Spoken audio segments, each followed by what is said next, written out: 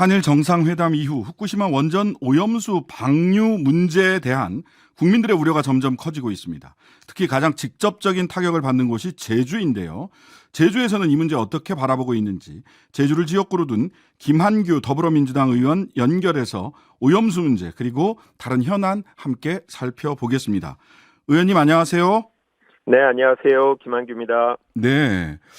자, 최근 한일 정상회담에서 윤석열 대통령이 오염수 방류를 반대하거나 철회를 요구했다는 내용이 없었습니다. 오히려 기시다 총리는 오염수 방출에 협조해달라 이런 요구를 했다라고 알려져 있는데요. 현재 제주에서 이 한일 정상회담에서의 윤석열 대통령의 태도 이거 어떻게 평가하고 있습니까? 매우 부정적으로 생각하고 있고 큰 불만을 갖고 계십니다. 아무래도 일본하고 아주 가까운 곳에 제주가 위치하다 보니까 다른 국민들이 느끼는 것보다 훨씬 더 불안감이 네. 많은데요. 오염수라는 단어만 나와도 상당히 불안하고 2년 전에도 일본 정부가 이제 해양에 방류하겠다라고 결정했을 때 수산물이 직격탄을 맞았습니다. 네. 제주도는 이제 수산업 1차 산업들이 상당히 비중이 세기 때문에 네. 그런 부분에서 불만을 가질 수밖에 없고, 아니 국민들도 수산업에 종사하지 않더라도 이제 수산물을 마음대로 사고 팔 수 있겠나라는 생각이 들어서 상당히 걱정되고, 뭐 정상회담이 원래 주고받는 이런 서로 상호 호혜적인 회담이 돼야 되는데 네. 저희가 여러 가지를 준 것 같은데 얻은 것이 하나도 없고 이 오염수만 받아오는 게 아닌가, 뭐 그런 회담이 아니었나라고 생각이 듭니다. 그 해녀들과 어민들 즉 물에서 생계를 이어가시는 분들이 바다에서 생계를 이어가시는 분들이 생각하는 맞닥뜨리게 되는 공포감이나 정서적인 두려움 또 실제로 생계의 어려움 이런 것들은 우리가 상상하는 것 이상일 것 같은데요. 그분들 네, 이야기 좀 들어보셨나요? 네, 맞습니다. 뭐 제가 오늘도 제주도 수산업에 종사하는 분들을 만났는데요. 이 부분은 특히 이제 다른 지역보다 제주 지역의 피해가 클 거라고 생각하는 국민들 자체가 한 80여 퍼센트 정도 됩니다. 그러니까 네. 일반 분들이 생각하실 때도 그렇고 실제로 여기 계시는 분들은 이제 생계하고 직접적인 연결이 되기 때문에 걱정이 되는데요. 국민이 83.4%가 일본 오염류 방출 시에는 수산물 소비를 줄이겠다라고 응답한 여론조사도 있기 때문에 네. 이건 제주도의 경제에도 직접적인 타격이 생기지 않을까 우려가 큰 상황입니다. 네. 제주 지역에서는 그러면 도 차원에서 지방자치단체라서 뭐 한계가 있을 수도 있겠다 싶은 생각이 들기도 합니다만은 도 차원에서 이 국제적인 문제인데 이 문제에 대응하기 위해서 어떤 대책을 지금 강구하고 계신가요? 말씀하신 대로 제주도 차원에서 여기 국회의원 3명과 지자체만으로는 쉽지는 않죠. 결국은 네. 정부를 압박해서 음. 정부가 외교적으로 풀도록 노력하게 만드는 이제 방법밖에 없는 상황인데요. 네. 현재 그래서 국회 차원에서 네. 결의안을 한번 마련해서 일본을 압박하자라는 시도를 이제 저희가 하고 있는데 네. 농해 수위 자체에서 일단 통과가 안 되고 있습니다. 여당에서 이 결의안 통과에 대해서 동의하고 있지 않은 상태인데요. 네. 저희는 꼭 결의안이 아니더라도 정부가 일본과 관계 개선을 위해서 지금 한 걸음을 내딛었다고 스스로 평가하고 계시니까 네. 그 다음에는 이 오염수 문제를 꼭 제주도민만의 문제가 아니라 국민의 먹거리 안전과 관련된 부분이라고 외교력을 발휘하도록 계속 요청하고 압박할 생각입니다. 네. 그 제주도 차원에서 그 수산물 수급 안정 기금 등 뭐 118억 원 대응 예산 편성하고 뭐 이랬다라고 하는데 전부 네. 다 오염수가 방류됐을 때 사후 대책 중심이지 오염수 방류를 막을 수 있는 대책은 뭐 전혀 내놓고 있지 못하다라고 하는 비판 기사가 나와 있더라고요. 네, 맞습니다. 우리 정부 차원도 그런데요. 네. 정부가 지금 편성된 예산은 해양 오염수가 국내에 유입이 됐더라도 실제로 위험하지 않다, 이런 부분을 국민들한테 확인시켜 주려는 그런 차원의 홍보 예산만 지금 준비되고 있는 걸로 알고 있고요. 네. 도 차원에서도 안타깝지만 도에서 예. 할 수 있는 것은 실제 방류가 됐을 때 문제를 뭐 어떤 경제적인 손실을 해결해 주려고 하는 건데, 사실 국가 차원에서는 막을 수 있으면 제일 좋죠. 네. 그래서 저희가 원하는 것은 일본이 오염수 방출 대신에 다른 방법, 예를 들어서 뭐 콘크리트를 만드는데 투입해서 활용하는 뭐 이런 방법도 있는데 네. 이미 그 부분은 좀 현실적으로 늦은 것 같고요.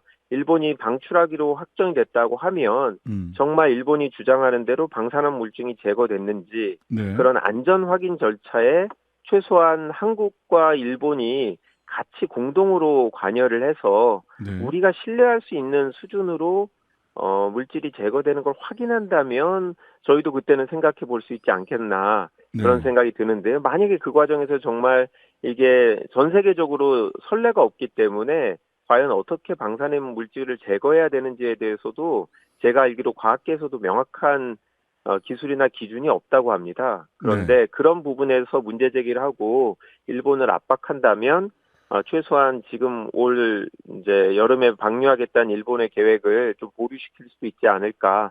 그런 면에서 정부가 좀 더 노력할 여지는 있다고 생각합니다. 아, 그런데 지금 우리 김 의원님 말씀하신 대로 정부가 노력할 여지가 있다고 하더라도 의지가 있는지에 대해서 국민들이 확신을 못하는 것 같아요. 특히나 오염수 방류 관련해서 굉장히 원론적인 과학적 검증과 국민들의 정서 이 두 가지 부분을 이야기를 했습니다마는 구체적인 검증의 기준이라든지 구체적으로 지금 말씀하신 이 수치들, 데이터들을 우리가 직접 확인할 수 있는 방법론이라든지 이런 부분들이 나오지 않는 가운데서 추상적인 말씀만 대통령실에서 반복하고 있는 것 같은데 대통령실 왜 이렇게 좀 소극적으로 국민들은 보고 있는 것 같습니다. 제주도민들은 더 할 텐데 왜 이렇게 소극적인 겁니까?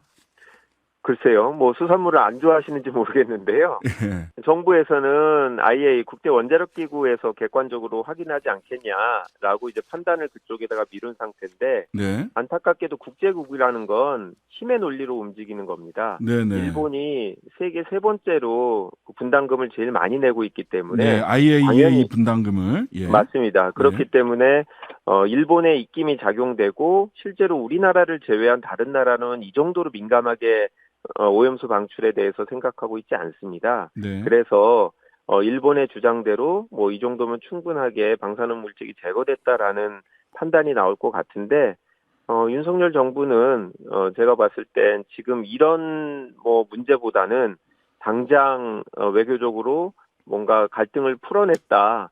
요런 성과를 만들고 싶어서 이런 문제들은 다 뒷전으로 하고 있는 게 아닌가.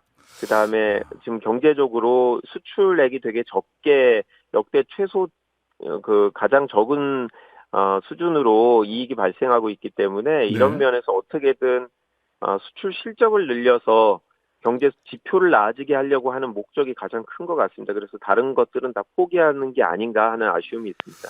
아, 수산물을 안 좋아하실지도 모른다. 보니까 큰돌이 갯찜은 굉장히 두 분 다 부부가 대통령 부부가 좋아하시는 것으로 얘기를 네. 하실 텐데 알겠습니다. 자, 여튼 아직은 지방 정부 차원에서는 제주도 차원에서 근본적으로 그 원전 오염수 방류를 막을 수 있는 방법론을 뾰족한 수를 찾지 못해서 결과적으로는 중앙 정부로 움직이는 방법밖에 없지 않느냐라는 얘기로 들려서 좀 사실은 좀 답답하긴 합니다. 예, 맞습니다. 이게 뭐 국제해양재판소라든지 이런 것도 다 국가가 네, 제소할 수 있는 권리가 있지 네, 지자체나 뭐 국회에서 독자적으로 할 수 있는 건 아니라서요. 네, 일단 정부가 역할을 해야 되는 거라 안타깝지만 이렇게 방송이라든지 여론을 네, 통해서 정부가 이 중요성을 인식을 하고 마지못해서라도 좋으니까 음, 적극적인 역할, 최소한 일본에 우리 국민들이 원하는 공동조사라든지 뭐 네. 일단 대한민국 국민이 신뢰할 수 있게 해달라라는 요구라도 할 수 있는 대등한 외교를 보여주는 대통령이 되어줬으면 좋겠다라는 바람이 있습니다. 네, 알겠습니다. 자, 최근에 제주 4.3 희생자 추념일 4.3 사건 이제 코앞으로 다가왔는데 최근에 4.3 사건 공산 폭동이다 내용이 현수막이 걸려 있어서 언론에 보도가 됐습니다. 이거 도대체 어떤 내용으로 누가 건 현수막인가요? 네, 내용은 제주 4.3 사건이 김일성과 남로당이 남한 정부 수립을 막기 위해서 음. 만든 공산 폭동이다라는 현수막을 제주도 전역에 한 80여 개를 달았는데요. 굉장히 많이 우리 달았는데요. 예. 예, 우리 공화당, 자유당 같이 이제 보수 성향의 원외 정당들이 공동으로 현수막을 걸었습니다. 네. 그래서 이게 정당 현수막으로 분류가 돼 있는 상태죠. 네. 그러면 정당 현수막으로 분류돼 있으면 이거 함부로 철거할 수도 없지 않나요? 예, 그게 문제입니다. 정당의 정책이라든지 정치 현안에 관한 현수막은 철거할 수 없도록 작년 12월에 법 개정이 됐습니다. 그래서 최대 14일까지는 누구도 그거를 떼어낼 수 없도록 돼 있고, 그게 또 선관위에서는 이 현수막도 정당 현수막이라서 강제 철거할 방법이 없다라는 의견을 냈습니다. 그래서 제가 도저히 그냥 참을 네네. 수가 없어서, 그렇다고 제가 밤에 몰래 찢어낼 수는 없어서 네. 반박 바로 현수막 붙이셨더라고요. 예, 현수막 바로 위나 옆에다가 음. 반박 현수막을 걸었습니다. 그래서 어떤 내용으로 거셨어요? 예, 제가 평소에 쓰는 것보다 훨씬 더 센 표현으로 4.3의 영령들이 이런 망언을 하는 사람을 용서하지 말아달라는 얘기와 함께 당장 이 진실을 왜곡하는 낡은 색깔론 당장 그 입 다물라라고 좀 세게 얘기를 했는데요. 네. 저는 제 감정을 그대로 넣어서 제가 만든 문구인데 네. 생각보다 많은 도민들이 음. 통쾌했다. 네, 우리가 네, 네. 이 정당 현수막을 그대로 걸어 들어야 되는 이 법부터 바꿔야 되는데 당장 법을 못 바꾼다면 이런 수단이라도 쓸 수 있어서 네, 다행이다라고 응원해 주신 분이 많습니다. 이게 예년에도 이렇게 4.3을 왜곡하거나 혐오하거나 이런 현수막이 걸린 적이 있나요? 아니, 없습니다. 저는 그래서 예. 참 우려를 하고 있는데요. 최근에 네. 국민의힘의 태용호 의원이 최고위원으로 출마하면서 제주도에 네. 와서 동일한 내용의 발언을 했었습니다. 예. 그런데 저희는 이제 태용호 의원의 망언에 대해서 국회에서 징계하라고 윤리위에도 해부했는데 오히려 네. 이분이 여당 내에서 극우 당원들의 지지를 받아서 최고위원으로 당선이 됐습니다. 예, 그러니까요. 정부 여당 최고위원이 그런 발언을 하니 이게 근데 누군가는 자신감을 좋아한다라는 가졌나? 거죠. 그러니까 예? 그게 참 우려되는 건데 네네. 우리 보수 진영의 아주 일부, 또 그렇지만 그게 적지 않은 분들이 네네. 이렇게 4.3에 대해서 폄훼하는 것들, 공산 폭동이라고 하는 얘기에 오히려 예. 동조를 하는 분들이 있고, 그러다 보니 우리공화당이나 자유당 같은 원외 정당들도 이런 주장도 우리가 하면 또 일정 부분의 지지를 받을 수 있지 않을까, 이런 식의 행보를 한다고 생각하고, 그래서 저는 국민의힘이 이런 문제에 대해서 본질적인 책임을 져야 된다. 태용호 의원의 행태에 대해서 지금이라도 문제 제기에 네. 대해서 응해서 내부적으로 당내에서도 징계를 하고 국회 차원의 윤리위 절차를 진행하도록 저희가 요구를 강하게 하고 있는 중입니다. 오늘 이원석 검찰총장이 제주지검 방문을 해서 언론에서 질문을 했나 봐요. 최근 제주 곳곳에 내걸린 4.3 왜곡하는 내용 현수막 관련해서 질문을 했더니 국민이 역사에 대해 충분히 잘 알고 이해하고 있다고 보기 때문에 큰 우려를 가질 만한 것은 아니라고 본다. 이렇게 얘기했다고 언론에 보도가 됐나요? 이거 뭐 충분히 잘 아니까 우려하지 않아도 되는 수준의 사안인가요? 아니요, 그렇지 않다고 생각합니다. 이원석 검찰총장이 바로 직전에 제주지검장을 했거든요. 그렇죠. 그래서 4.3에 대해서는 잘 알고 있고, 저도 개인적으로 4.3에 관해서도 총장하고 얘기를 한 적이 있기 때문에 네. 이분 자체는 그런 잘못된 생각을 갖고 있지 않는 분이라고 확신하는데, 네. 저는 이 총장하고 달리 생각하는 게, 이런 주장들을 그냥 놔두면 네. 정치적인 목적으로 계속 활용되고, 그게 성과가 있으면 네. 그런 시도가 계속 늘어나면 결국은 그런가라고 현혹되는 국민들이 생길 수 있습니다. 그래서 이거는 적절한 선이라는 건 없고, 이런 주장 자체는 분명히 잘못됐다는 걸 지적하고, 이런 주장이 제기될 수 없도록 분명하게 선을 그어줘야 된다라고 생각합니다. 자, 제주 4.3도 그렇고요. 5.18도 그렇고 허위 사실을 유포하는 것에 대해서 민사가 아니라 형사적 처벌까지 가야 되는 거 아니냐라는 취지의 특별법들이 발의가 된 바 있습니다. 이러한 특별법, 이건 뭐 논란이 될 수 있는데요. 사실 뭐 의견의 영역, 표현의 자유의 영역이냐, 아니면 혐오 표현으로서 처벌까지 받아야 되느냐, 의견의 차이가 있을 수는 있는데, 김 의원님은 어떻게 생각하시는지요?